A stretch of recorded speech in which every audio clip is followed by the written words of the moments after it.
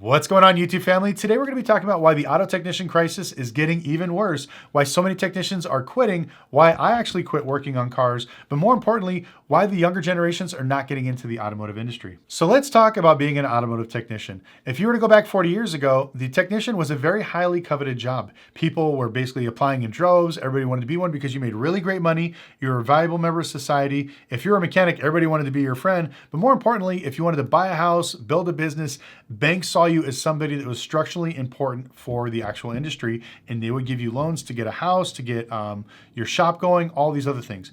Fast forward to today, if you were to tell somebody that you're a technician or a mechanic, they would look at you kind of crazy and be like, oh, maybe this guy flunked out of college. He didn't want to do anything. He's just stuck as a mechanic. Unfortunately, people don't put the same value into that job anymore. So I think this all started back in the late 90s and early 2000s. When I was in high school, auto shop class was my favorite class. Anytime I wasn't doing anything, I was there. We're working on cars, playing with stuff, learning about the automotive industry. And it was a complete blast. And that's where like some of my love for the automotive industry came from. And I noticed that every time we would be in there, our guidance counselors would come in. Oh, you don't want to work with your hands. You want to work smarter, not harder. You don't want to get dirty. You want to go to college. You know, college is the future. College, college, college. And if anybody went to school, you know, basically from the late 90s to early 2000s, it was always college basically shoved down your throat. And so I noticed every single year, more and more of my classmates would not join me for auto tech class. They would be picking some other classes. And unfortunately, when I graduated, the shop class was canceled. So now the one point where people get their first taste of the automotive industry is gone. Just that one decision robbed the auto industry of hundreds of thousands of technicians every single year. And that's where it gets us to today. This is why this is a technician crisis. There are not enough technicians to go around. I get calls and emails every single week of people asking me, hey, Lucky, where can I find a good mechanic? How do I hire one? Now, I always like to flip this question on its head and ask the dealership or the shop owner, well, what happened to your last good guy? And they always have the same thing. Oh, he either wanted too much money or he had an attitude problem. He wasn't happy. And I always like to ask them this. I'm like, okay, is it cheaper for you to give this guy a few extra bucks to make him happy?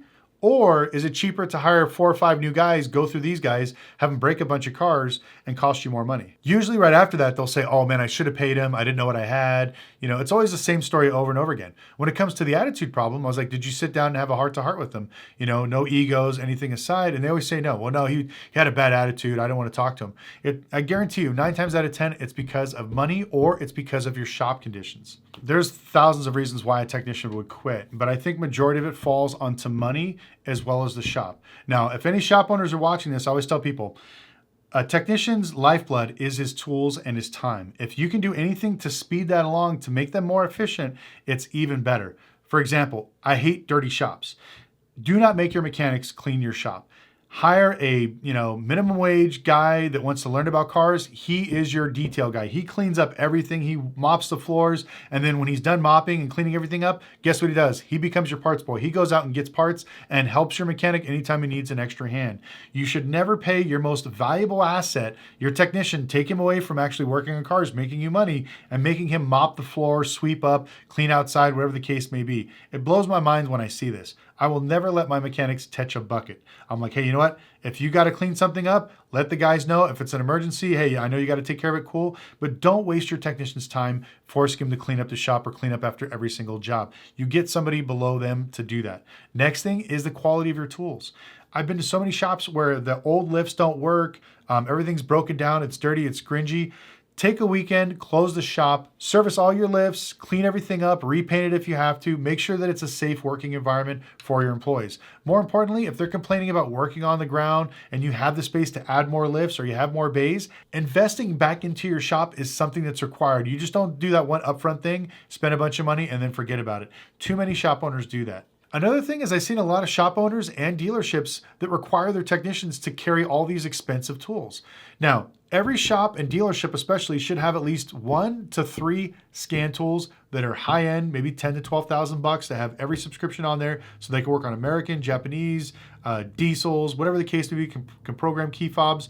Get the best tool you can, because everything you do to help your technicians fix these cars faster. Plus, if everybody's using the same scan tool, it becomes a system where they know exactly what's wrong with the car. They can teach each other how to fix these things. It's very important. But if one guy's got one scanner, another guy's got another scanner, and something happens, they're not going to know how to use each other's scanner. It's going to take a little bit of time. It's better just to have one system across the board. Plus, you're the shop owner. You need to put some money into that. You shouldn't have to rely on your techs to get all these things. Another thing that I saw that was pretty hilarious was some of these shop owners requiring in their ads for mechanics, oh, you must have your own AC recharging machine. That's the stupidest thing I ever heard. Like, you're the shop owner. You need to have all these expensive tools ready for them just in case. It's little things like this that basically drag down the morale of a shop. If your shop is clean, you got all new tools, your shop looks good on the inside, like you paint it once a year, like what I did, it looks good. Everybody wants to stay there. Everybody wants to work there. It's clean. It's a fun environment. If you keep it that way, I promise you'll have less turnover when it comes to techs. So let's talk about incentive programs, because one of the major reasons why technicians leave or quit is because they're not getting paid right. I can't tell you how many shops I've seen that had zero incentive programs for these people. Now, the way I do mine is I always set it up in two separate ways. I have personal goals and then I have shop goals. So every time an individual hits a certain milestone, they get a piece of the pie. So I had incentive programs for everybody in my shop and dealership, whether it was the guy that was mopping the floors, the service writer, the B tech, the A tech, or even my service manager that was the lead tech, also the main diagnostician. All those guys got some sort of incentive for doing not only their personal goals, but their actual shop goals. So if the techs made more money, they did that. And then once we hit our overall goal bonus for the whole shop, then it was a bigger piece for everybody. The reason why I did this is because certain people are going to hit their goals, but I want everybody to try hard to help each other. So when I see a technician, finish his job, and instead of going home, he sees another tech struggling to finish something, he jumps in, finishes it, and it brings everything up. So the shop makes more money, they all make money together, and it really breeds this fun environment where people want to help each other. The shop foreman I had, he would get an extra, I think it was like $1.50 for every hour somebody worked. But more importantly, he got extra percentage bonuses when it came to training the lube guys, which were the guys that cleaned the floor, the parts guys. He got extra money every time they moved up from that to a B tech, from a B tech to an A tech. So it was his job and it behooved him to actually train all these guys and make sure that they were all making money together and they were all learning together. So he would take time out of his day to spend a few hours with each person, telling them what to do, what not to do. And at the end of the day, he still was able to make his bonuses and make extra money. So one of the other things I did to help incentivize my guys to actually stay with me was after 6 p.m., they were allowed to work on whatever they wanted. So if they had some side projects they wanted to work on, their wife's car, or something to make them some extra money, I allowed that. And the only thing they had to do was if they used any of my materials like oil, silicone, they would have to pay for it. But besides that, it was completely free. And so I gave them the opportunity if they needed to make some extra money for maybe, they wanted to buy a new house, a car, save up. I gave them that opportunity because if you don't do that, what's going to happen is they're going to start doing side jobs. And if they do enough side jobs, they're going to be like, well, I made more money on my side jobs than I did, working for this shop. Why am I going to do it here? I'll just go build a shop in my garage and work on it. And I hate to say it, a lot of the technicians that quit, and we talk to them still today, even my guys, they all do that. Like, why work at a shop and get yelled at by people and everything else when you can go work in your backyard flipping cars and make just as much money, if not more? So one of the other things I did to offer my technicians extra money was I gave them the ability to sell their own jobs. Some of the techs did mind talking to customers, and some of them were actually better explaining what's wrong with their car than the service writers. So anything they sold, they would not only get paid for their own work, but they would get bonuses on whatever parts and extra labor they scored off of it. So it would give them an extra incentive to try to sell their own jobs. Now, I did have a few techs that didn't want to talk to the customers. They're like, I just want to work on cars, and that was okay too. But you want to try to give your technicians as many incentive-based programs as you possibly can. There's a million of those things out there. We can go on for days, but just getting them to make enough money is probably one of the biggest things. Now, when it comes to the whole attitude problem, a lot of that stuff will be fixed up with the incentive-based programs we just went over. But I always tell people, I talk to my guys at least once a week. How's it going? Is there anything you need? Because at the end of the day, I've seen shops that, that brag about being open 50 years, and they make a bunch of money, but they're, firing techs every single month and they got new people coming in. Where you have these small mom and pop shops, it's like a family. These guys have been there for years. Is because they've figured out and developed not only a system where everybody's getting incentive-based programs off of it, but also taking care of them and finding out what's wrong with them. So take the time to talk to your technicians and ask them if they're happy, if they need anything, because simple things like that show that you care. So let's talk about why I stopped working on cars. Now, I still work on cars in my backyard and I build cars for SEMA and this YouTube channel, but you could never pay me enough to work on anybody else's car. It's just, I won't do it. Dealing with the customers was the absolute worst. And if anybody's ran a shop or dealt with the general public, even retail, you guys can all vouch for this. Now, when you go to school or when you train, hundreds, if not thousands of hours becoming a master of your craft, I don't care what it is, people always look to you for advice and guidance. And you will never be second guessed more than in the automotive industry. People would come into my shop. Perfect example of this is like I had a guy come in. He's like, hey, my car is leaking coolant. Can you check it out? So I'll look at the car and I'm like, oh, hey, you know what? Your car's leaking coolant. Your system's building up too much pressure. I don't think your radiator is the problem. I think you might have a bad head gasket. We need to check this. It's going to cost us like another $100 in diagnosing, but we're going to do a few tests to see if you have a blown head gasket. No, don't try to sell me something I don't need. Replace my radiator and that's it. That's the only thing that's leaking. And I could tell them, hey, well, the reason your radiator is leaking is because the pressure from your head gasket blew it. So let's test this before we start throwing parts at it, because that's not the right way to do it. And they always, nope, you're just trying to rip me off. You're trying to get more money from me. So I make them sign a piece of paper. Hey, if this overheats later, you can't complain. This is what I did. I give them the car. They drive away. Guess what? 2 days later, they call me. My car's still leaking. You did something wrong. I'm like, no, I told you. Your head gasket is probably the problem, but you didn't want to listen to it. You overheated your car too many times when it leaked out of coolant, and this is where you're at. And what do? They cry, they complain, they tell you need to fix it for free, or they threaten to sue you because you ripped them off or we broke their car. That is the worst thing to tell any mechanic. No mechanic, probably in the history of mechanics, broke your car on purpose. We don't want to see most cars come back anyways, let alone breaking your car to make extra money. Most shops, as you can see, they're full of cars. We don't need to break your cars to make more money. It's gotten so bad where people don't trust mechanics. Even when you tell them to do preventative maintenance, they don't believe you. I'm like, hey, look, you're around like 85,000 miles. We should probably change your water pump, your timing belt, do your transmission service, do a few things, just to make sure that your car is safe. No, my car's running fine. There's no check engine light. Don't try to sell me anything I don't need. It's like, well, you got to spend money on your car before it breaks, because once it breaks, it costs more. And what do? Now they drive it to 100,000 miles, the water pump locks up, timing belt jumps, bends all the valves in the head, and they call you up crying, oh, can you still fix it for the $600? You're like, well, no, you did a lot more damage. It's going to cost you probably double, if not triple. And so they get upset, they want to blame you, and it's just like, I just didn't want to deal with it anymore. And the last thing I'll talk about is if anybody's ever owned a shop or worked on a car, they've all heard this story a bunch of times. People will call you, hey, my car broke down. I look at the car, hey, it's going to take me 3 days to fix, okay? So give me 3 days. What do? They call you every single day, 2 to 3 times a day. Is my car done? Is my car done? I need my car. I need my car. You don't understand. I need my car. We're in America, buddy. Nobody walks. That's why everyone's fat here. Well, I know you need your car. Calling me 3 times a day does not help it. I told you 3 days. If you want to call me on the 3rd day, that's okay. But if you're calling me 3 times a day, every day, it's stupid. So I literally would tell people, don't call my phone anymore. I'm going to push your car outside. That's how bad it would get. And then the worst thing is, I'd rush, I'd spend extra time, I'd finish their car, let's say in 2 days. Hey, guess what? I was able to put some more time in your car. I got it done. Come down and pick it up. They don't show up. Oh, I don't got the money to pay for it. I get paid Friday.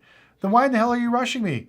I could have just done this like at our own leisure, but instead I stayed extra hours to get it done. And so now the car's sitting there, and now you're calling the customer the other way. Hey man, you rushed me to finish this car. It's Friday. Where are you? You gotta pay for your car. Come pick up your car. We're gonna start charging you storage.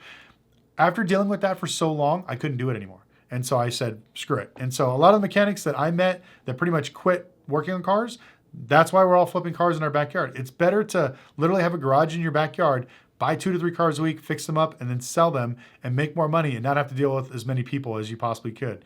Or you have a few people that are like really good customers that pay really well. You take care of them, and that's pretty much the way it works. But that's why most people don't even want to deal with being a technician. So let's talk about the future automotive technician. Unfortunately, it's not looking too bright. There are a few people that are still carrying the torch that are going in there, but not enough to outrun the demand, because as people like myself are going to be getting older here in the next 10, 15 years and retiring, these guys are not enough to take care of the whole industry.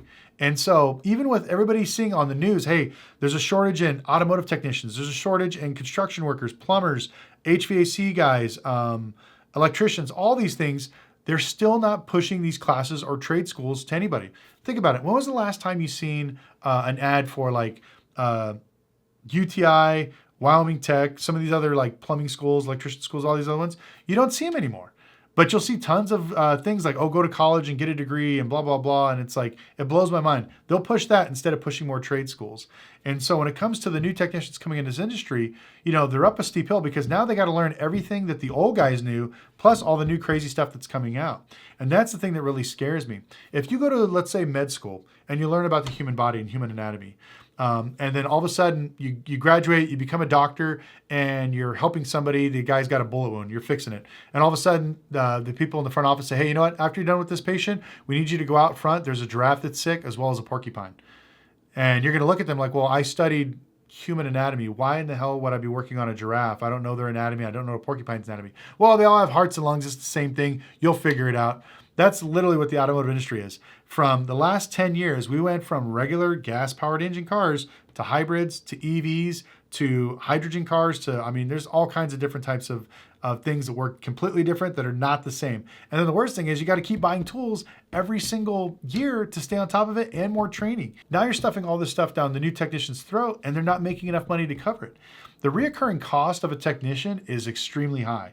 We're talking scanners, tools, subscriptions, continuing education. It's a lot of money. And if you're not paying serious money to technicians, you're not going to get them. And so watch the next generation of technicians. Even if everything is EV, you're still going to need somebody that's going to be specialized in that field. And if these new guys are making, 15 to 20 bucks an hour, but you can go work at, a retail store standing around for $20 an hour, why is somebody going to want to get dirty and bust their butt for 20 bucks an hour? It's not going to happen. All these kids and, human nature, they're going to take the easy route. And little by little, we're going to be having less and less technicians. And that's what really scares me. So if you're thinking about getting in the automotive industry, please don't be discouraged. There's nothing wrong with working with your hands. If anybody tells you otherwise, tell them they're a bunch of idiots. There's a lot of good people and quality people I know that have built everything from the ground up with their hands. And it's very important. I think now, as we go more into this whole AI tech bubble thing, trades jobs are going to be even more valuable because at the end of the day, a robot's not going to do our job for at least another 100 years. So we at least got that safe. But I want to thank you guys so much for watching. Also, please, if you guys can check out my new auction site, autoauctionpass.com. If you want to buy cars from Copart, IAA, government auctions, as well as Toyota auctions, sign up today. Link in the description below. We're going to be launching at the end of April, so stay tuned for that. And you don't have to have a dealer's license. You're buying through my license. So any car you want to get, you can go ahead and go for it. But thank you guys so much again for watching. We'll see you next time.